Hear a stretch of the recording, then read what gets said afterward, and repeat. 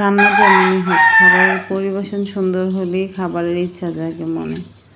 আসসালামু আলাইকুম, hi everyone, কেমন আছেন সবাই? আশা করি যে যেখান থেকে ভিডিওটা দেখছেন আল্লাহর রহমতে ভালো আছেন। তা আজকে রান্না করে দেখাবো একদম সহজ উপায়ে গরুর মাংসের বোনা খিচুড়ি। তার জন্য আমি এখানে নিয়ে নিচ্ছি ছোট করে কিউব করে কেটে হাফ কিলোর একটু বেশি গরুর মাংস, নিয়ে নিচ্ছি মাঝারি সাইজের 2টা আলু এভাবে কেটে। তা আপনারা চাইলে আলুটা নাও দিতে পারেন। আর এখানে নিচ্ছি মেজারমেন্ট কাপে 2 কাপ চিনি গুঁড়া চাল, দিয়ে দিচ্ছি এখানে 1 কাপ মসুরির ডাল। আমি যে পরিমাণ চাল নিয়েছি তার অর্ধেক ডাল দিচ্ছি এখানে। আর এখন রান্নার জন্য বসিয়ে দিলাম হাঁড়ি।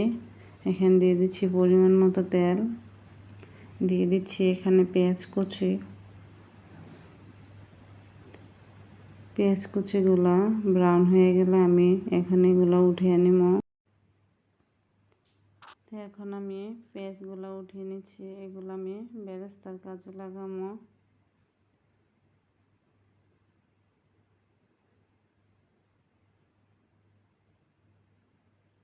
পেঁয়াজটা উঠানো হয়ে গেলে একই তেলে দিয়ে দিচ্ছি আদা রসুন পেঁয়াজ বাটা, দিয়ে দিচ্ছি এখানে পরিমাণ মতো লবণ। এখন একটু কষিয়ে নিব।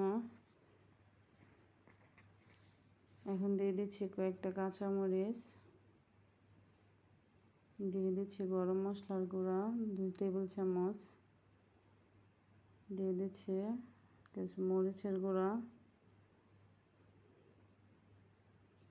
তো মশলাটা একটু এখন কষিয়ে নিব।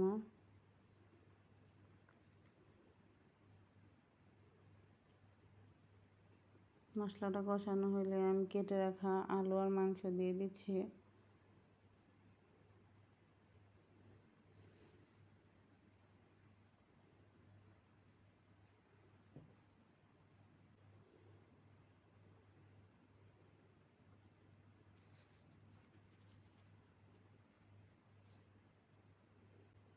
এখন এর মধ্যে দিয়ে দিচ্ছি 2 টেবিল চামচ পরিমাণ সয়া সস, আপনারা চাইলে এটা স্কিপ করতে পারেন। দিয়ে দিচ্ছি 2 টেবিল চামচ পরিমাণ টমেটো কেচাপ। এখন সব কিছু আরেকটু মিশিয়ে নিচ্ছি। এই পর্যায়ে দিয়ে দিচ্ছি পানি মাংস সিদ্ধ হওয়ার জন্য। মাংসটা হইতে থাকুক, এদিকে আমি পেঁয়াজের যে বেরেস্তা করে রেখেছিলাম ওইটার মধ্যে একটু চিনি অ্যাড করে দিছি যাতে মচমচা থাকে।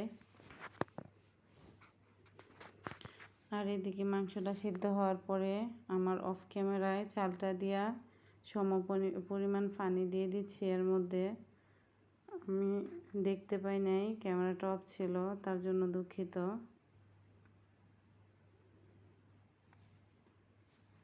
এখন পানিটা দিয়ে কিছুক্ষণ ঢাকনা দিয়ে রেখে দিব।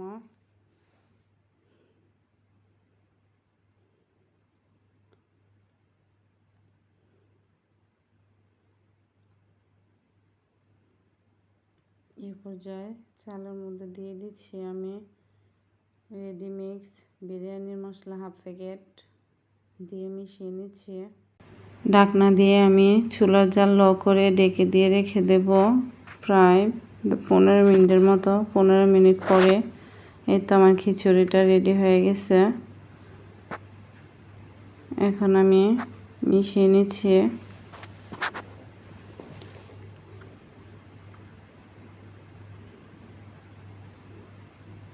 এইভাবে ঝটফট বিরিয়ানি হোক বা খিচুড়ি দুটোই রান্না করে নিতে পারেন সেম প্রসেসে।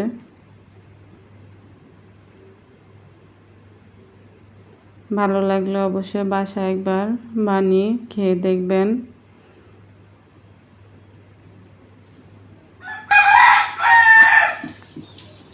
এই ছিল আজকের রান্না। ধন্যবাদ ভিডিওটা দেখার জন্য। আর ভিডিওটা যদি ভালো লাগে অবশ্যই একটা লাইক কমেন্ট শেয়ার দিয়ে দিবেন। আপনাদের একটা শেয়ার আমার জন্য অনেক কিছু। আসসালামু আলাইকুম সবাইকে।